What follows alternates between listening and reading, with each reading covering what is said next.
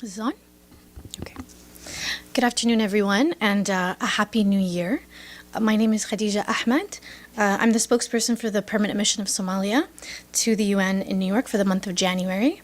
It is my pleasure to be available for media relations throughout this month of January 2026, during which Somalia assumes the presidency of the United Nations Security Council. Before handing it over to His Excellency Ambassador Abukar Tahir Osman, PR of Somalia to the UN in New York, and President of the UN Security Council for this month, a very warm welcome to you all, and we look forward to working with you more this month. I now give the floor to Ambassador. Mr. President, the floor is yours. Thank you, Khadija. Good afternoon, members of the press, ladies and gentlemen.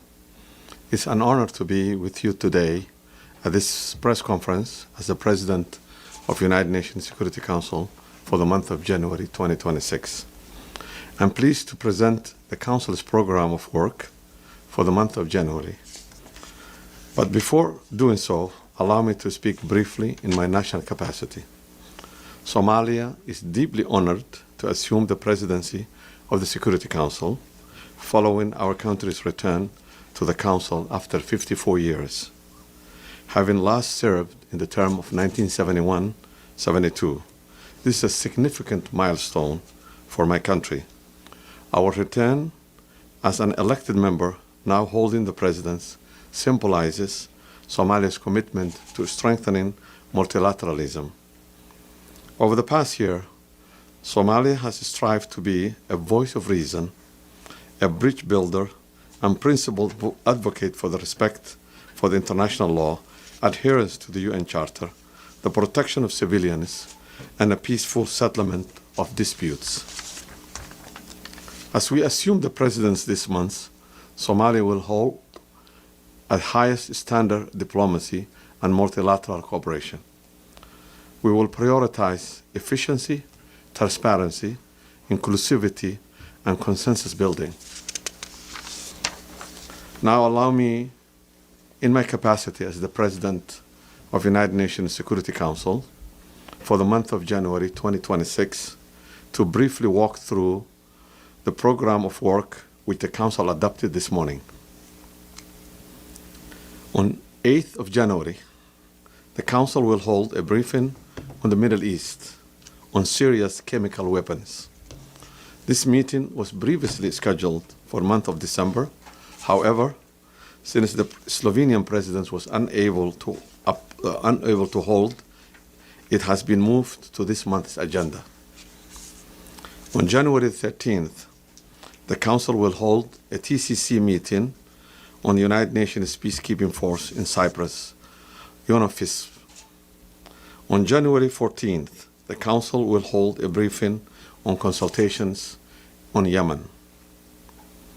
On January 14th, we put as a placeholder for the possible adoption of the Resolution 2722.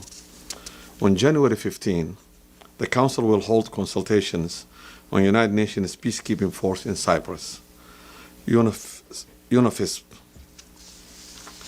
On January 19th, the Council will receive briefing from the International Criminal Court on Sudan. On January 21st, the Council will hold a briefing and consultations on Haiti.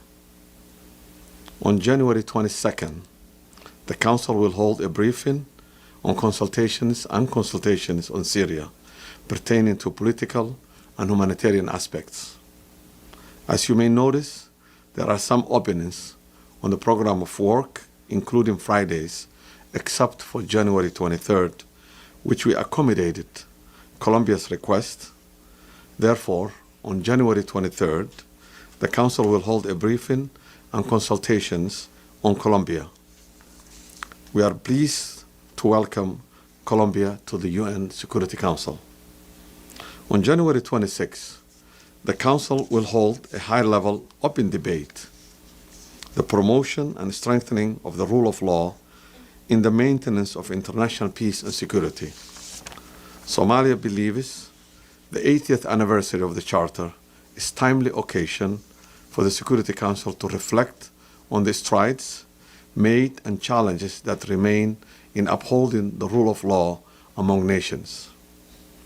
This open debate invites member states to engage in a meaningful dialogue on the concrete steps the UN and its membership can take to advance peace through multilateralism and the rule of law in this new year. This is our signature event and will be chaired by our President, His Excellency Hassan Sheikh Mohamud. On January 27th, we placed a placeholder for the possible adoption of the resolution of United Nations mission to support the Hudaydah Agreement, UNMHA. On January 28th, the Council will hold a quarterly open debate on the Middle East. We elevated this meeting to a high level and also will be also chaired by our President, His Excellency Hassan Sheikh Mohamud.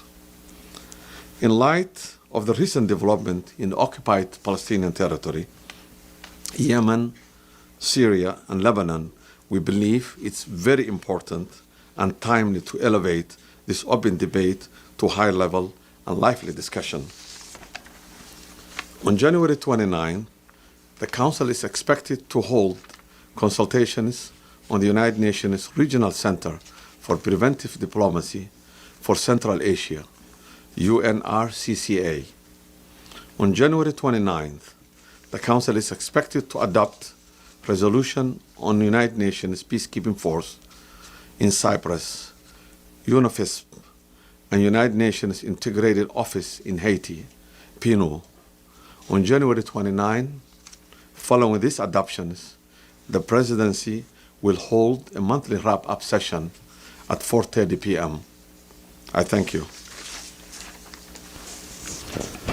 There are also several issues not currently listed on the program of work which may require Council attention depending on development on the ground. The Presidency remains ready to convene the Council as needed, and we count on the cooperation of all members to ensure timely and constructive engagement. Let me also take this moment to sincerely thank the Secretariat, especially the Security Council Affairs Division, SCAD, for their excellent support thus far during our term. Our Presidency will greatly benefit from their continued support. Our spokesperson, Khadija Ahmed, is available to engage with you and provide you any clarifications.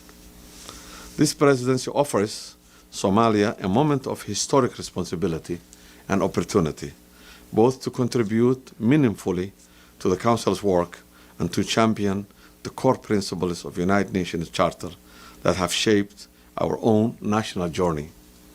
We look forward to engaging constructively with all member states throughout the month of January. I'm now happy to take your questions. I thank you. And lastly, allow me to share our working methods which are central to the effectiveness, credibility, and legitimacy of the Security Council. We believe that how the Council works is just as important as the decision that it takes. Our Presidency will prioritize consensus building, transparency, and efficiency. We will now take questions. I'd like to remind all of those in this room and those online as well to please introduce yourself and your media organization. And we will take 2 questions at a time. As usual, we'll start with the United Nations Correspondents Association. Amélie. Thank you. On behalf of the United Nations Correspondents Association, thank you very much for the briefing and good luck for your presidency. I'm Amélie Bottelier from AFP News Agency. I have a question regarding the recognition of Somaliland by Israel. The Council had a meeting on this issue last week. As you are directly involved in this issue, do you plan anything to keep the issue on the program of the Security Council during your presidency? Thank you. Thank you very much. I will take one more question. Just do one at a time. We'll do 2, please. One question at a time. Yeah, maybe Ambassador could first answer Emily's question. I think it's fine. That's how it's already. Sure, no problem. Okay. Okay, our plan was to have 2 questions at a time because the time is limited. We have to also go to a wrap-up session with the GA. So this is a very interesting question, and you know, as you said, Somalia had a military regime that ruled the country for 21 years, and there was a lot of movements. A majority of them were actually supported by foreigners from outside. And Somalia, those movements that was fighting with the military regime has overthrown military regime together. And during that time, there was atrocities committed by the military regime and also by some of the movements that was fighting with the military regime. And those atrocities can never be called genocide. And it was not a term that can be used because it was not targeted for a specific groups or a specific, the government were fighting with people who want to overthrow that regime at the time. And it took place many parts of Somalia, not only northwestern region. But the claim of genocide in Somalia decades ago, more than 40 years ago, by the occupying power of Israel, it was kind of like shock to us. And this attempt, we believe, to distract what the occupying force are doing in the occupied land of Palestine, from ongoing occupations, killing innocent people, displacement, you know, the illegal settlements, all these things, starvations, deliberately starving civilians. And all these things, I think this tactic was used to divert the world focus from the real issues that is taking place in the occupied territory of Palestine. Please, go ahead. Hi, Ambassador here. Shudaj with China Central Television. First, wish you a successful month. My question is actually a follow-up on Emily's question. We know that a couple of days ago, the Security Council held a meeting on the problem, the question of Somaliland, and most of the countries in the council, they expressed their opposition of the recognition.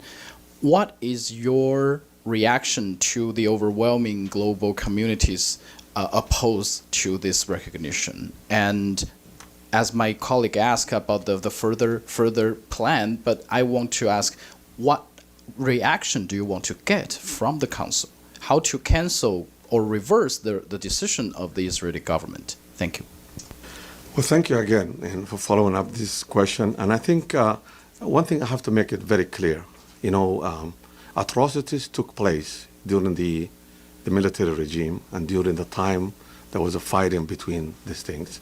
And my government, now the current government in power, was trying, and even the previous governments were trying to reconcile these issues and come up with some kind of a resolution on how to address the atrocities that took place many parts, specifically the place, the northwestern region of Somalia. But the idea of recognizing part of Somalia, I think we believe it was a calculated effort by the Israelis occupying force to distract the world.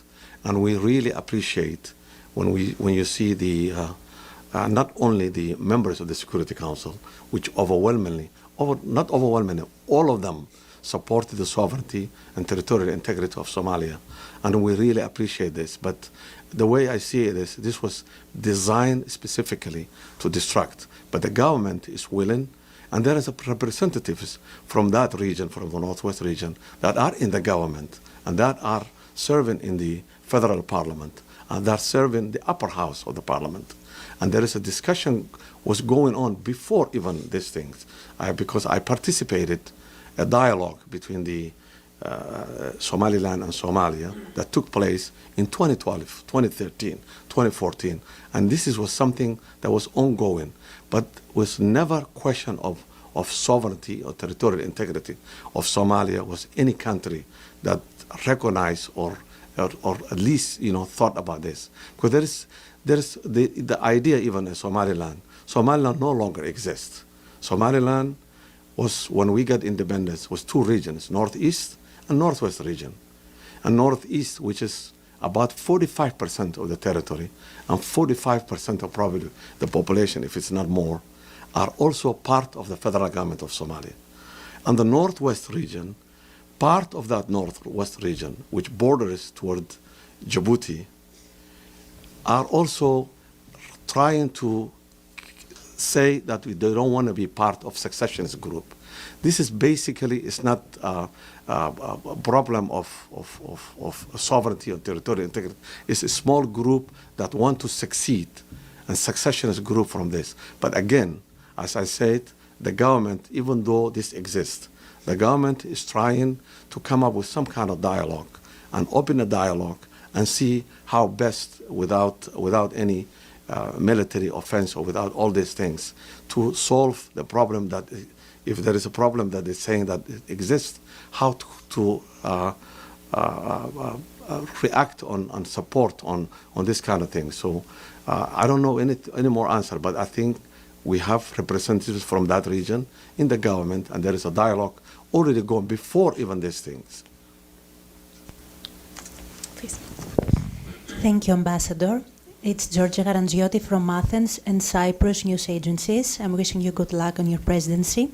Do you expect a consensus on the renewal of Cyprus mission mandate? I mean, do you expect a smooth process? Thank you. Farnoosh Jamiri with the Associated Press. Thanks for having this press conference. I wanted to follow up on some of the Somaliland stuff, most specifically because your president has said that Israel's recognition of this was connected to Somalia or Somaliland taking Gazans who are being, some say forcibly removed from Gaza as the reconstruction and rehabilitation of the Strip happens. Can you confirm that that is something that you guys have agreed to? And then secondly, I want to get your reaction to a onslaught of anti-Somali rhetoric that has been going on in the U.S., most specifically from the President of the United States, and some of the, the rhetoric and even violent threats against Somali Americans in the U.S. Thank you. The first part of the what Israel's goal is, I think they did not make it. It's not even secret. They want to export the Palestinian from Gaza to any country that accepts. And I think one of the conditions, probably the recognition of Somaliland. We can't even call Somaliland anymore because one region of that is already part of Somalia. So we have to call it the Northwest region of Somalia. And I think there was a report that the secretly accepted 1.5 million Palestinians from Gaza to be deported and exported to Somaliland. And that is unacceptable because we're not going to accept a single forced Palestinian to a land, Somaliland, wherever it is. So I think this idea, the whole thing is destruction,